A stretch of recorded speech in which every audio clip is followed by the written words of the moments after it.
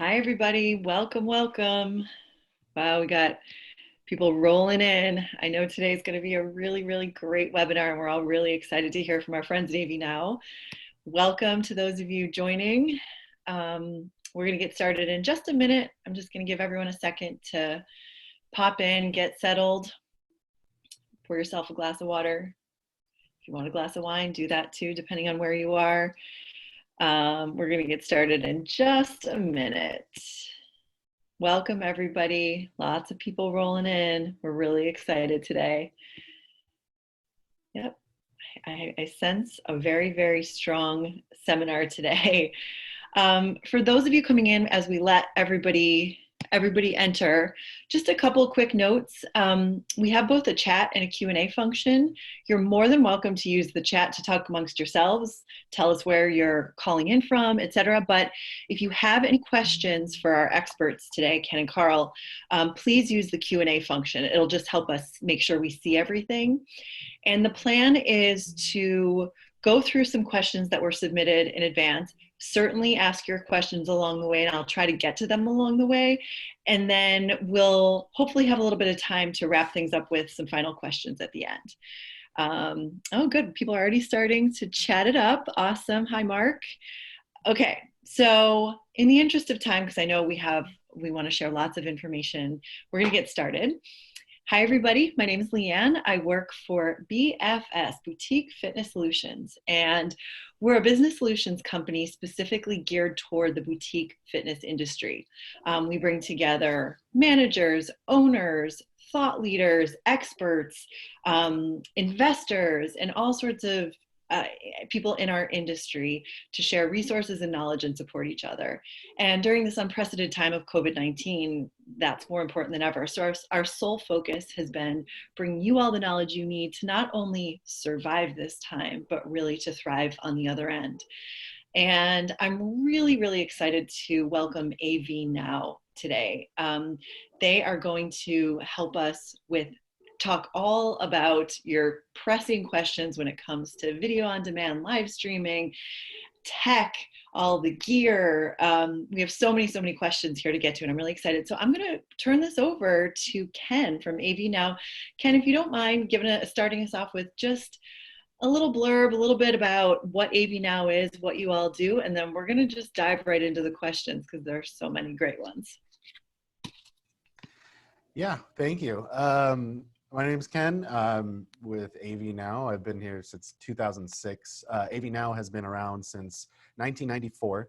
A real quick version of the story is the president of the company actually previously ran a wedding DJ company, and his wife was a fitness instructor. So he knew about gear and she needed gear. So it came together. So that's what we've been doing, is really, really focused on the fitness industry for over 25 years now. So we're everything from headset microphones to the windscreens that go on them, all the way to, full AV integrations at multi-site facilities all over the country, nationwide installation of sound gear, video gear, displays, projectors, all that kind of stuff. Obviously, in the last, 2 months now, we've focused a lot on how people can get good quality audio and video virtually rather than in person. So that's a lot of what we've been working on, and yeah, happy to jump into questions and keep them coming. I think you're muted. Leanne, I think you're muted. Sorry. You would think I know Zoom very well by now, but we all make our mistakes. I love the origin story of AVNow. That's really interesting. Okay, so let's start with some bigger picture questions. Best practices when it comes to video on demand, live streaming.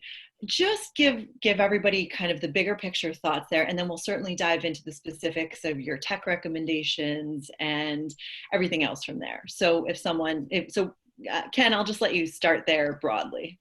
Sure. I mean, so for video on demand, when you're recording rather than streaming, it's a less stressful, not as many things to worry about on the fly. But, the two main things are making sure you have good quality sound into your video feed or whatever device is doing the recording, and the best camera that you can get your hands on. So one thing I will recommend for folks using things like iPads and iPhones or any smartphone or tablet, if you're recording onto there for broadcast later or on demand, use the camera on the back of the device. They're a lot better than the selfie cam.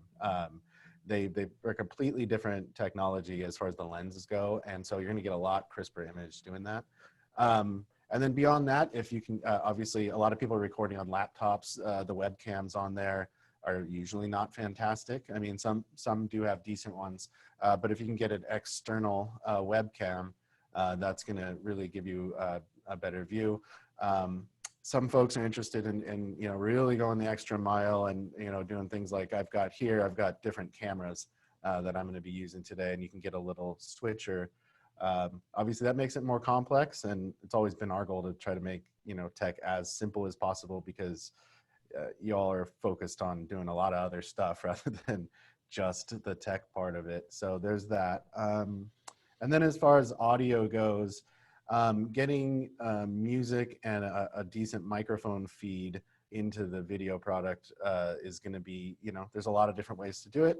Everything from, a upgraded microphone that goes into the port on your iPad is something that we've done a lot of, all the way to, wearing a lapel microphone like I'm doing now, or a headset mic, and then plugging that into something that can convert to digital, something like a mixer that has a USB port on it. So basically, just if we can get the sound good on the way in, it's going to make it a lot easier for people to understand what's going on when they're watching it back. So that's a really high level overview, and there's a lot of specific tech and a lot of specific products that we could obviously go over on how to do those things. Yeah, that would be great. And just a reminder to everybody, if you have questions for our guests, please use the Q&A function. It'll help me keep track of everything. The chat things get a little bit murky. So just throw your questions into the Q&A and I will definitely get into those. I'm curious, since we talked about, that was your big broad overview, can we get into some specifics when it comes to, in particular, integrating sound and video? Any tech recommendations, any specific, you mentioned a whole bunch of different cameras and add-ons and mixers and things. So maybe your top few recommendations for gear. Okay. Yeah, so and I'll have maybe Carl share his screen as I go through a couple of things in a moment. So there's a camera called the Q8 from Zoom, which is a different company completely than the Zoom that makes this software that we're using right now. But they focus on a lot of handheld recorders, really good quality audio pickup, but they have a camera. And I've actually got one over here, and just so you can get a sense of, what the image looks like. I'm looking at one right now. It's kind of a little camcorder type device, but it does a lot of other things that camcorders don't typically do. It's got a really, really good microphone on it that's designed to pick up live music. So if it's good enough to pick up, an acoustic band, it's typically good enough to hear to pick up your vocal if you're just speaking from a pretty good distance. So with a product like that, you can upgrade the camera immediately from your laptop or your phone. So it's going to be a nice crisp image, but then you could be playing back music in the room live through some speakers. And then the microphone on there, you can be talking over the music and it'll pick both up. But it's also got a couple of input jacks on the back of the camera, which is really a unique feature. So what you could do, and you could plug your wireless microphone system, say the one that you typically would use at a facility, into one of the jacks. And then you could plug a cable from, say, your phone into the other jack for music. And then you're getting direct microphone and direct music feed, and it's going right into your video feed. So that's one option that a lot of people like. And so that brings up two different ways of doing it. One is picking up music and voice live in the room. So playing your music through some speakers and then speaking over it. So but as we transition back to teaching from your facility, what you can do, you know, if you're teaching from your studio is, and you've already got a sound system in there, you can take a feed out of your sound system. And obviously where you plug that in varies a lot, and we're always walking people through that. So if you have questions about how, let us know. But you can take a feed out of your sound system and plug that feed right into the back of this camera. And then you're getting the same sound that's going into your sound system is going straight into your video feed and not being picked up live in the room. And sometimes that's a little bit of a cleaner sound, a little bit more direct. So that's certainly an option. The other thing is, you know, you can, Carl, maybe you can pull up like an MV88 or MV88 Plus, either one, so we can talk about another way. Or say you've got an iPad or an iPhone and you want to shoot video on that, you can plug one of these microphones into the phone itself, and it basically takes, you know, the mics on phones are not very good at all. So you can just elevate the quality of that, playing back music and voice through the room. Carl, do you want to show one of those just so we can get a visual? Give me just a second. All right. Okay, so here's a little kit. It's got a little clamp and a tripod stand. You put your phone in the clamp, and then it's got a high quality microphone on top. So you're solving several problems at once. And it has different cables to go to iPhones, Android phones. You know, it could go right into a DSLR camera. It's got a lot of options. So basically it just takes, you know, you're still using the video on your phone, but you're getting a much better sound pickup. So those are kind of the two main ways of doing that. Awesome. Great recommendations.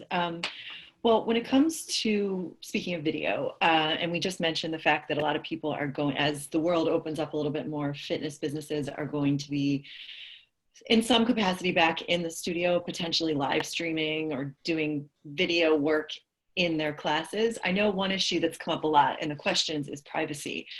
And what are your recommendations for shooting perhaps a live stream class or a class with participants that's also going to be aired live? Do you have any recommendations for privacy and security in that way? As far as visual privacy and visual security, we can do, there's a few different ways you can do it. Obviously, just cleverly placing the camera is the easiest thing to do. You know, just making sure you're positioning in a way where you're just getting the instructor and not you're getting participants. If that's not possible on some of the higher end cameras, like the one I'm talking into now, and Carl, just nod if that's something we can show on your screen, but and I'm not going to do it now because I'd have to reach and fiddle, but you can set them up to actually have sections of the image that are blocked out for privacy. It's a practice that's used a lot in security cameras, where, you know, there's sensitive information in the shot, so they blur it out or black it out, or say the camera's pointed in a way where you could see into the bathroom when somebody opens the door. And so that could happen, and you just use the software built into the camera to do that. So this is the camera that I'm talking into now, and you can set all that up just in the camera. And it's something that, you know, we can program for folks ahead of time, or you can do it on site. So I would say those are the two main things: is a higher end camera that has that capability, and some recording software you can do that. As far as video recording, it would be really tricky to try to set something up. I mean, or you can go really old school and just like put something right there over the camera and, you know, block physically that way. Great. Okay, also another part of being back in the studio, and this goes down to the specifics of microphones and accessories. How, we have a few questions about how can we protect equipment such as mics when, you know, there's going to be, we're going to be cleaning so much more. Do you have any suggestions for good mics where there's capacity to share among instructors? And what about yoga studios, for example, that are very hot? Is there, you know, and again, considering that some of these places really might be doing a lot of live streaming still in conjunction with their in-person. So any recommendations around, cleaning, heat, sharing, all that stuff when it comes to the accessories we're using? Yeah, and so I mean, headset We might have a microphones have always slight been such a delay. huge part of what we do. So, we okay now? So we carry Yeah, I think we have a pretty little much little every delay. type of headset microphone you can get. Okay, could be Carl. Am I delayed on your side?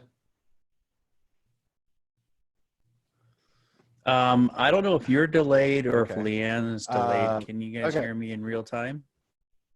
Okay.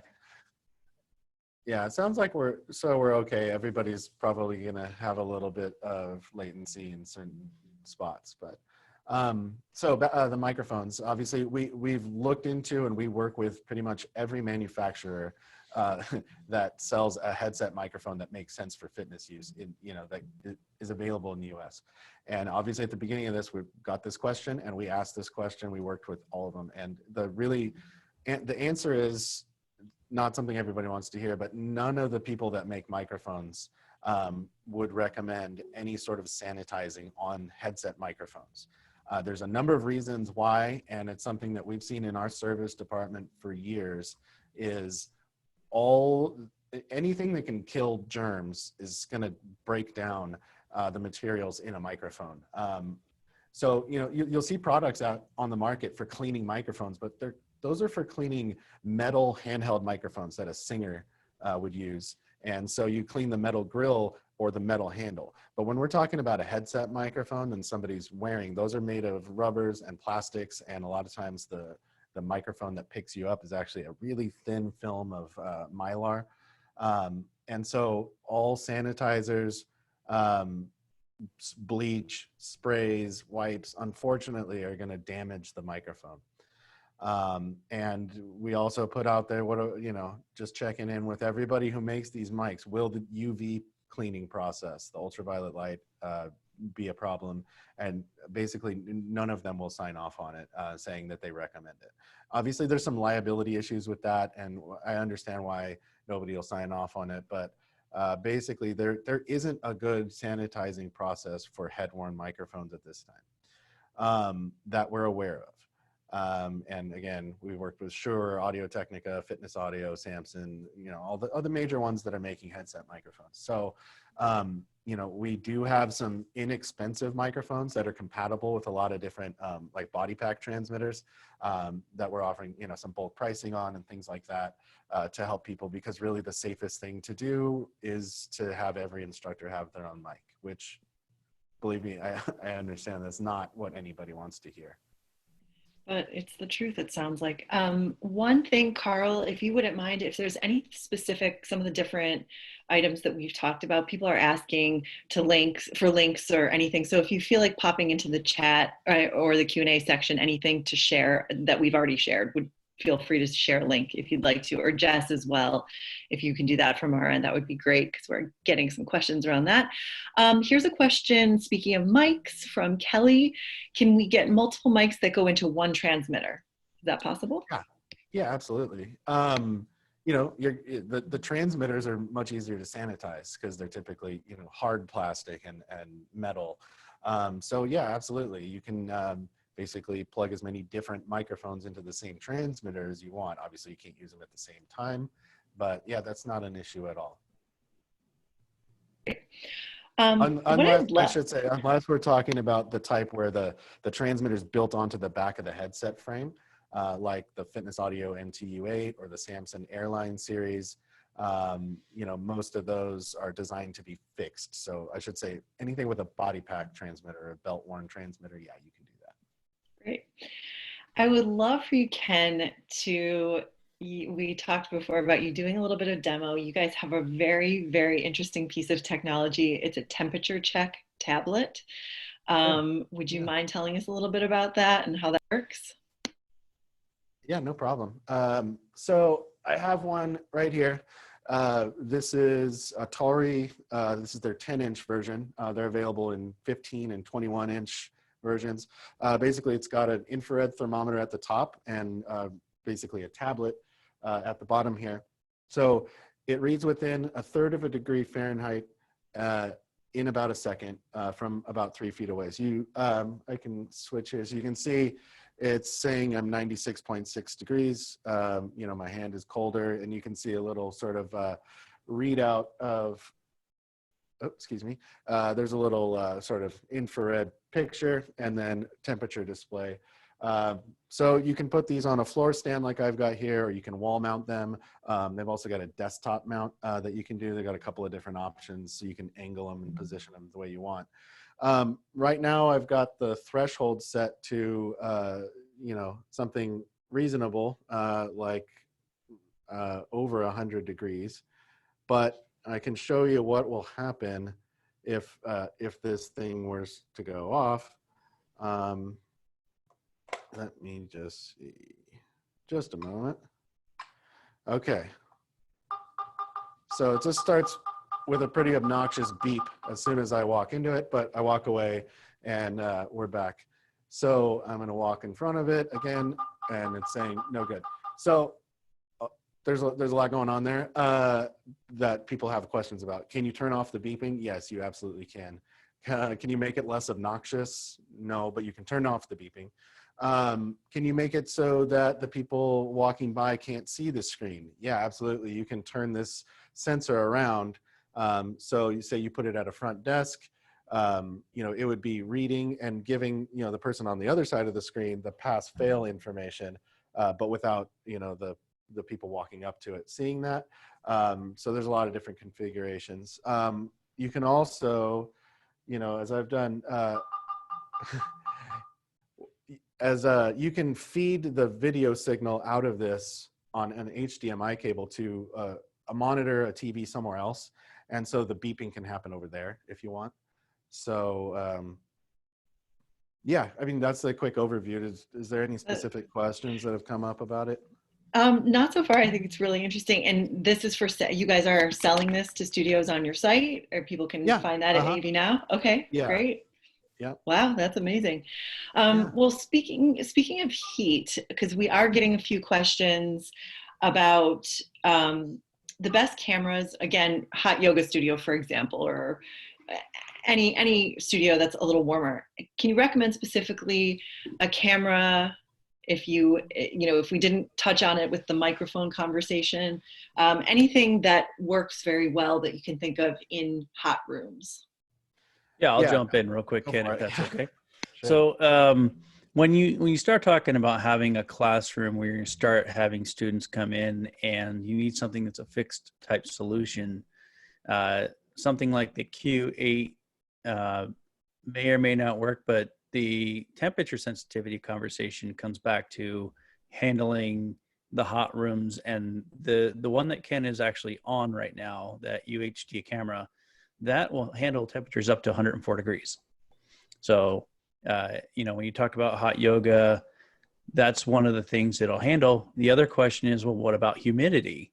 And humidity is going to directly affect the fogging of your lens on your camera itself. And there isn't necessarily like an anti-fog camera. So you would have to treat the lens with anti-fog treatment so that it doesn't cloud up when the humidity in the room goes up. And is that readily available, anti-fog treatment? Is it a spray? What is it? So people can find that. It's usually like a wipe-on product that you Google search it, you can find anti-fog, when like your glasses, same idea. Great, thank you. Back to the temperature check monitor for one moment. We do have a question. Can you connect it to Mind Body so people can check clients in and check their temperature at the same time? Is there any connectivity there, Ken? Carl, do you want to jump in on the upcoming API? Yeah, the product is going to have a firmware update that allows for third-party integration. That rollout happens in June. And so there will be the ability, being that it's a tablet type product, you can load additional softwares onto it to integrate for logging in. And the company that makes the product will help with the integration side of that stuff. Yeah. Great. And someone else asked about the tablet. How much is it? Well, it's probably not a good idea to discuss specific pricing on the webinar because these are going to be recorded and watched down the line. And they do vary by which one you get and quantity. So not to brush off the question, but I think the best thing to do on that would be send us an email, or on our website, there's a quote form, which would be, I think, the most appropriate place to do that. Sorry. Perfect. And actually, to that effect, we have gotten a couple questions. Are you guys available for? Do you do consults? Do you do any sort of consulting with different studios, different clients? And how would someone reach you to do that? Go through the website for a quote, or what? Yeah, going through the website is great. They can email, they can call. We have real live people here in California taking phone calls all day. So yeah, we do consulting, and like I said, we've been doing specifically this type of thing in the fitness market the entire time we've been around. It's really our focus, which just means that we speak the language. We kind of know what works and what doesn't. And that's a huge part of what we do. People call us all the time, say, I'm opening a fitness studio and I don't have any experience with AV. What do you do? And so, yeah, that's usually the point we jump in. Obviously, we often get the call, well, my studio opens in 4 days. That is not recommended. I would recommend, a little bit of lead time there, but as far as putting together sound systems and things. But yeah, if there's any question about microphones, about sound systems, about recording, about video, whether it's for, in your facility, or on demand recorded at your facility, or even still, obviously a lot of us are streaming from home. We're happy to answer all those questions. Great. And BFS, my colleague Jess, who's listening, and could you please put in the chat AVNow's website and any other relevant info, just so people have it right at their fingertips? Thank you, please, and thank you. Okay, great. So going back to, in our last few minutes, the time flies when you're having fun. So what about any recommendations for shooting outdoors? We've been talking a lot about the live stream stuff, but summer's coming. What do you think? Anything different than you would recommend for indoors? Well, obviously it helps if you're shooting outdoors to use battery powered equipment. Coming from live event AV and Carl doing a lot of live sound, battery operated equipment is usually avoided when you're in a performance mode, because a lot can go wrong, batteries can die. So that said, something like the Zoom Q8 camera that we talked about earlier with the built-on mic, that's a battery-powered unit. And so if you were using that to record to a laptop, that could also be battery-powered and had decent battery life on it, that can work. If you're recording, again, the Q8 keeps coming up on this. It's just something like that. They make a few different products, but you put an SD card right into the camera. And if you're not live streaming, you can just record just directly into the camera, because it's a camcorder. That technology's kind of been around for a while, but a camcorder where you can get decent sound.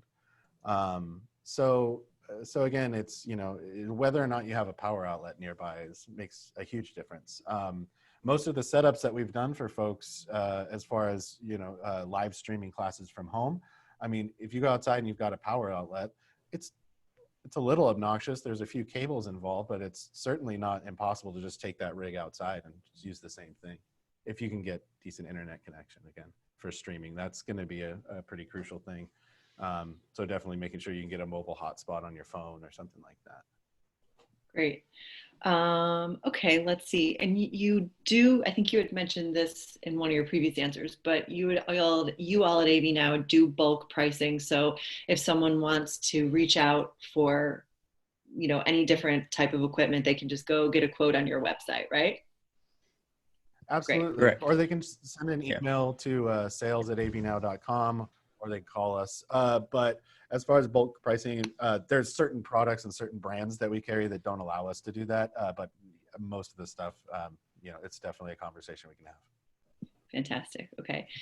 And I see here, Carl, you're going to mention the name of the tablet. That was one question we had. Right. So the tablet is called a Tori tablet. And when you go to our website, you'll see a section that talks about temperature tablets. At that point, that's where you can request more information. We have an email that's extremely informational that we can share with you that will give you what it is, the features of the product, how it works, operating system of the tablet, everything.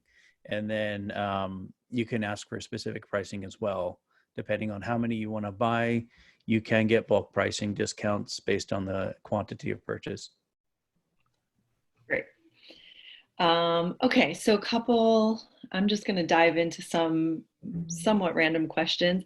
Oh, this is a good one. We haven't touched on basic lighting. I know you guys are audio visual, but what do you think? Anything in terms of lighting that you can recommend or like? Yeah, I Well, mean, there's a couple there's a things few. I think. Let me jump in real quick, Ken, if that's okay. So the reason I have these lights on behind me is to help kind of create that conversation because as you can tell, there's some dimension that can be had when you have some backlighting behind an instructor or somebody doing a presentation. It allows it to kind of fill in. The face looks normal. There's not a bunch of color effects on my face. And so the second piece to that conversation is having the appropriate face light so that you can see clearly what the instructor is doing in their class. But to create some visual energy, effect lighting is great. And putting it in the behind the scenes type of environment really helps with creating some excitement, some energy, but it also just makes it feel different. It feels more like a show. People want to watch and engage. Yeah, and Great. we've got a number of effects lighting packages and single lights on our website. We have a whole lighting section because we do a lot of cycle studios and small studios with a lot of effects lighting. So just color washes or things that move, or if you want to get really flashy, you can do that. I don't know if I recommend a lot of like the laser and moving light products for video because sometimes it throws off cameras as far as like autofocus and light levels. But what Carl's doing there with just sort of a fixed wash behind him on the wall, or what we call up lights or down lights, depending on the way they're pointed, is a really good idea. And we've got a lot of different lights, and you can usually control them with like a little remote control, or you can get really fancy and have like a whole lighting mixer. But most of them you can just preset either with buttons on the back to what color you want it to be. But you can also do some remote control stuff. A lot of them have those. Great.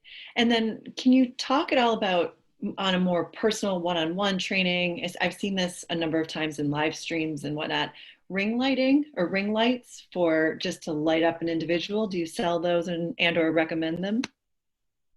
We typically don't, because the ring lights work really well for what I'm doing here. But if you're gonna walk away at all, then they're really kind of a narrowly focused lighting product. And so for the majority of our folks who are actually working out and demonstrating and giving feedback, they tend not to put out a big enough sort of wash of light. Gotcha. They're really face focused. Okay, great. We did get a question going back to the Zoom camera that you Sure. highlighted. Does it give the same / better video quality as an iPhone or Android phone?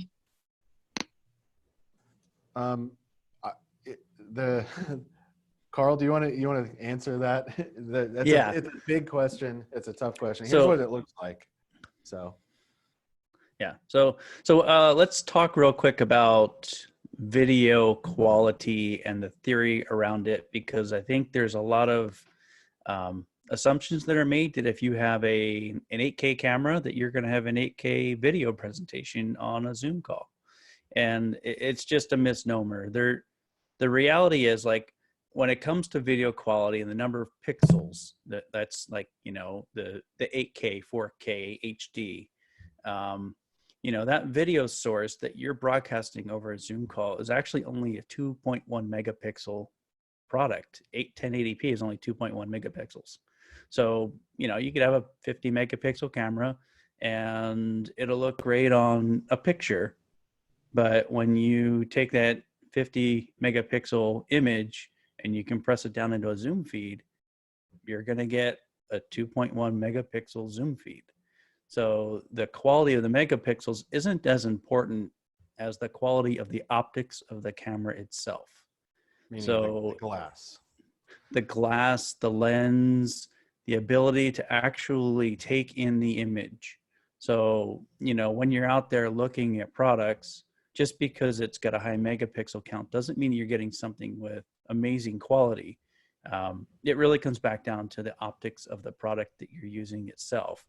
iPhones are a great example. They make amazing pictures, and they have, I think it's like a 12.1 megapixel camera on the iPhone.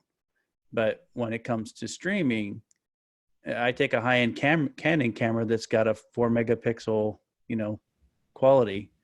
I could have a much better picture with a Canon camera than I can my iPhone. So that's kind of to help understand, because there's a lot of people out there that are going to try to sell you a high megapixel product, and that's not really where the quality comes from. Great to know. Thank you. In our last couple of minutes, we've gotten a couple variations of a question, which is if you can talk us through, and I know this could be a long answer, but somewhat briefly, and with the understanding that anyone who's interested in working with you guys can reach out to you for the specifics, more specifics directly. What would you recommend for a full setup? Especially, we had a couple of questions about higher end shooting. So soup to nuts, someone had mentioned a mixer. I don't know if I don't think we've talked about mixers yet, but if you can give just a few recommendations for the full setup that you think would be helpful. And if you're so inclined and want to do something that's sort of more affordable for maybe a trainer or, you know, a smaller studio versus somebody that can go higher end, that would be fantastic. Sure. So on the audio side, I would say, you know, if you're just talking about getting everything, I mean, and not being ridiculous as far as high end stuff, we've got everything from entry level on up to the best stuff you can get.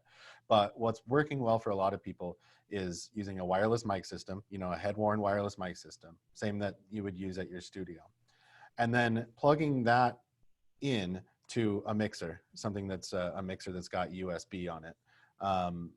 So then you can also plug your phone in to that same mixer, or, you know, whatever you're playing music from, iPad, an iPod, if you have a Walkman, it'll do the same thing. But you plug that into the mixer as well, then you're getting a blend of voice and music. So a wireless mic system with a USB mixer. And then what you can do, say you're streaming and you don't have participants in the room with you, you can send just the music out to the speakers, so you can hear the music in the room at the same time that the music is going directly into the feed. And so a full setup typically is, you know, your wireless mic system, a USB mixer, set of speakers, and whatever device you're using to stream. And then if you want to, again, elevate the visual side of it, with that same setup, you can add in a higher end webcam, or if you're talking about, you know, like the little small camera that I've got in front of me that Carl's shown, the one that can withstand heat, you've got to plug that into what's called a video capture device. So we should maybe really quickly blast through that. So like there's webcams, and then there's cameras that have HDMI output, or you know, just a video signal output. Your computer without external hardware is very, very unlikely to have what's called a video capture device, which is some way where you could plug in the HDMI feed out of a camera and then have it show up on your computer. Most computers don't have HDMI inputs. A lot of people think they do, but it turns out it's an HDMI output so that you could mirror your screen onto something else.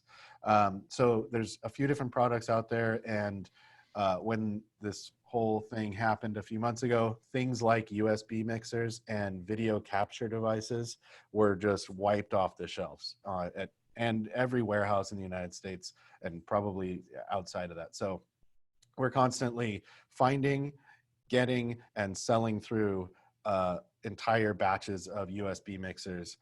So, you know, we're constantly finding products that'll work, that we can get to people. And so same thing's happening right now with video capture cards. So if you want to use a really high-end camera, you're going to need some way to get it into your recording device or your stream and a video capture device.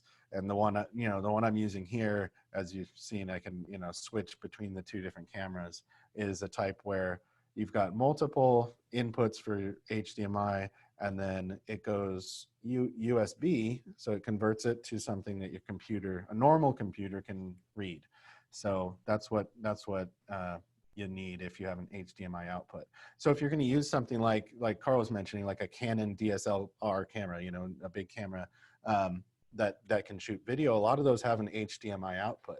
So you can use them if you have a video capture device plugged into your computer.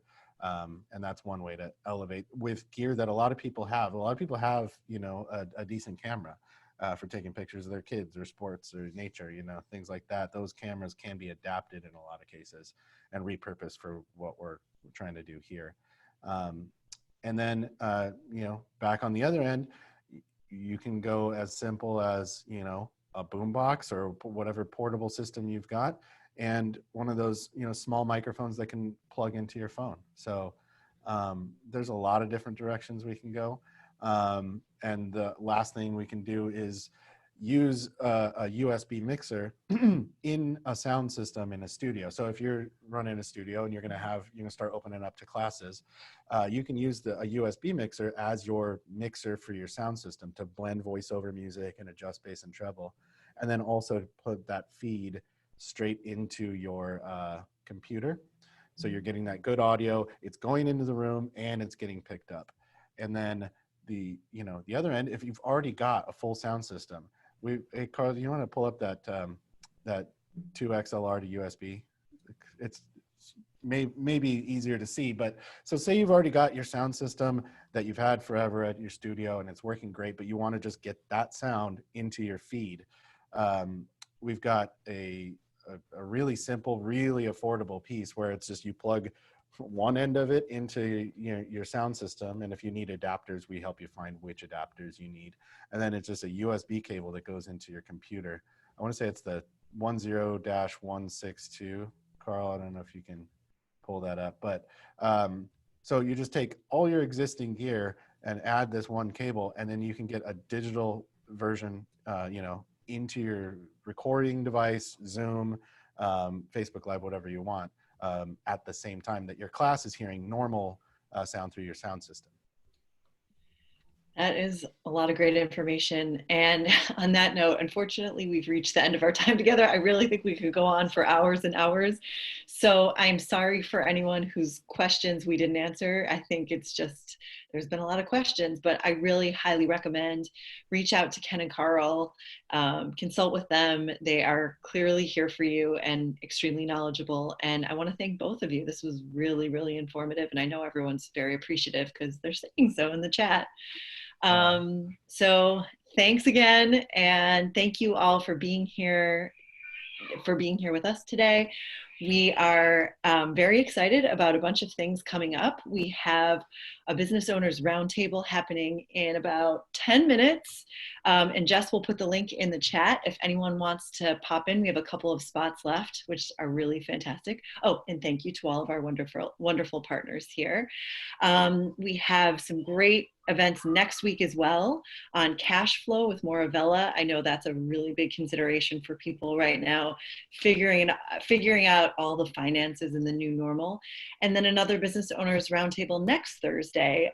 These are really, really great opportunities to work with a small group of like-minded owners, moderated by me, and give each other great advice, get great advice, and support each other. So thanks for being here. We look forward to seeing you soon. Thank you, AVNow, Ken and Carl. We really appreciate it, and we'll take care, and we'll see you soon. Thanks for having us. Bye. Bye.